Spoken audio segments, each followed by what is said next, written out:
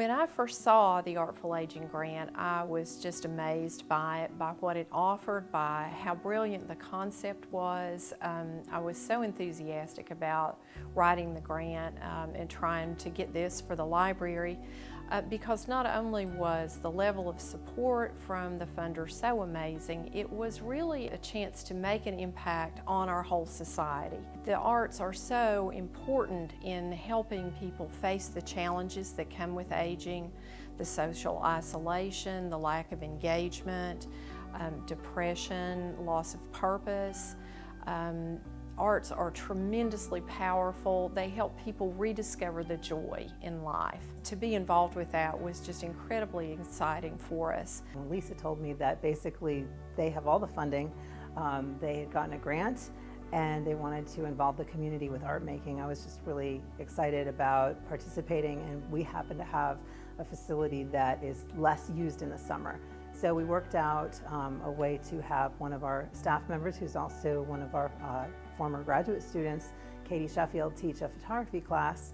And it just went really, really well. And then after that, Angie Lynch, one of our adjunct faculty, who also got her MFA with us, taught a sculpture class, and there was an exhibition at the end. And it's been a great partnership. One of the things we like to do is connect to the community, and that's not always through people graduating from high school. I've been living a pretty solitary life and living alone and feeling very lonely, and I thought, you know, I've got to get out and do something. Birds in sculpture just sounded like my kind of thing, because I've been taking photographs of birds for several years now, and I thought that would be great. And it changed my life in a lot of ways. It got me back into art. I have never stopped doing work that started out in that class, and I'm now doing a lot of watercolors and drawings and charcoal and pastels and stuff that I'd never done. And it turns out I'm pretty good at it. And meanwhile, staying in touch with everybody and thinking about not just art, but my life, you know, as a engaged, regular citizen human being, you know, not some old guy living alone out in the country. So it's been terrific. It could not have been a better experience. And as I said, it has literally changed my life. And it's really weird to be in this whole thing of being older, being old, and trying to figure out how to deal with it, what to do now, how to do this whole thing, what comes next, what to do with time.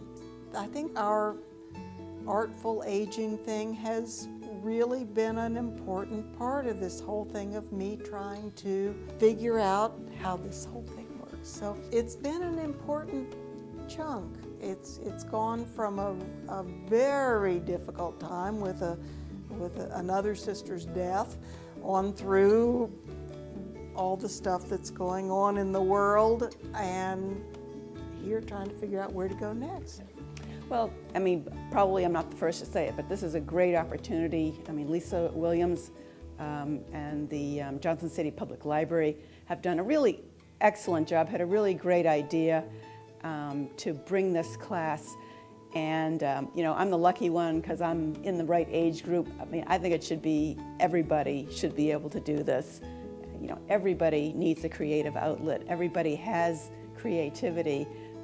I happen to be the lucky one, or one of the lucky ones, who was in this class. You know, we have the possibility at this stage of life to kind of redefine and choose the kind of life that we want to have. And a program like Artful Aging really puts that power of choice into your own hands. It's been so great to be involved with it and to see the participants kind of bloom and do things that they never thought they would do. One of my fondest memories from the past year was the person who told me at the Storytelling Center, they were part of our storytelling group, and they said, you know, I've come for years to this storytelling festival and watched people, and I never thought I would stand on this stage up here where I've seen the greatest storytellers in the world. and I never thought I would make that dream come true for myself, and that has just been incredible for all of us here at the library to be involved with something so great and just see people go so far beyond their own expectations. Whenever there's more art happening, being made, being exhibited, being talked about, happening in all different contexts within a community, that's when communities thrive. And we're in a city that is having a bit of a renaissance, and people want to make art, they want to see art, and the more artists live in a community, we know this from places like in New York City, you know, when all the artists move somewhere, suddenly it becomes the new trendy place. And so when you start to see art everywhere, like Founders Park or anywhere, various restaurants, galleries, then you know that the community has a kind of vibrance and people are excited and they're engaging on this other level. So I think this project and this grant, and if it can continue, is absolutely going to be, that's going to be a big part of what it does, is to just grow that.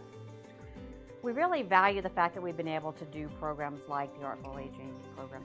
We want to continue to think about things that have impact. And impact doesn't necessarily mean large numbers. We know that the programs we've already been able to do, while the numbers of folks who've been able to take the classes hasn't been in the hundreds or thousands, but we know the individual impact that some of these programs have had on the participants has been amazing and life-changing. We know that their life has been improved. We know that they feel more confident and better about themselves. We know that they learn skills that they never ever would have had the opportunity to learn otherwise.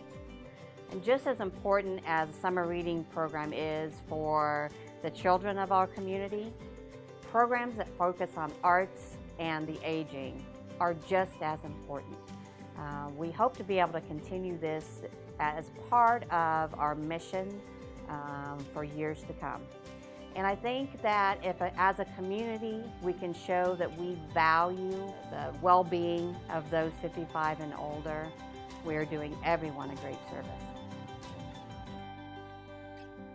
We welcome all donations, large and small, from the community, and would love to have local sponsors recognize and support this initiative, which is critical to the well-being of so many in our region, not just to older persons, but to their friends and families as well. Call us today to find out what you can do.